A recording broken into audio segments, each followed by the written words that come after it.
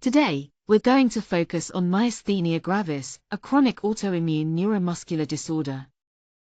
Myasthenia gravis is an autoimmune disorder characterized by antibodies attacking acetylcholine receptors or MuSK proteins, which leads to fatigable weakness in skeletal muscles. Myasthenia gravis is characterized by fluctuating muscle weakness that typically worsens with activity and improves with rest. This means that patients often feel stronger after periods of rest, but their symptoms can become more pronounced with continued use of muscles. Common symptoms to watch out for include ptosis, which is drooping of the eyelids, diplopia or double vision, dysarthria which affects speech, dysphagia or difficulty swallowing, and weakness in the proximal limbs.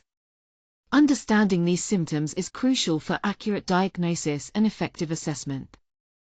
When examining a patient for myasthenia gravis, it's crucial to demonstrate fatigability through sustained upward gaze or repeated muscle activity.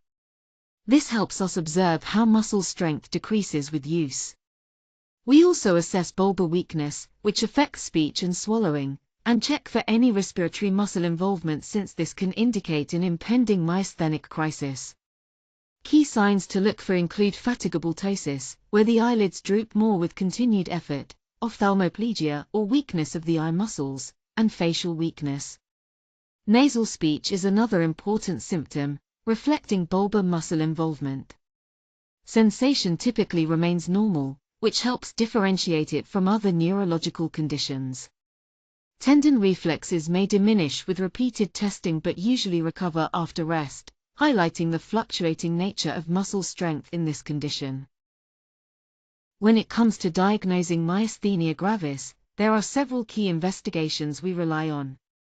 One of the most important is testing for anti-acetylcholine receptor antibodies, which are present in many patients with this condition. We also look for MuSK antibodies in certain cases. Another crucial diagnostic tool is repetitive nerve stimulation, which helps assess the electrical response of muscles. Single-fiber EMG is a more sensitive test that can detect abnormalities in muscle fiber communication. Finally, imaging techniques like CT or MRI scans of the mediastinum are essential to check for thymomas, which are tumors that can be associated with myasthenia gravis.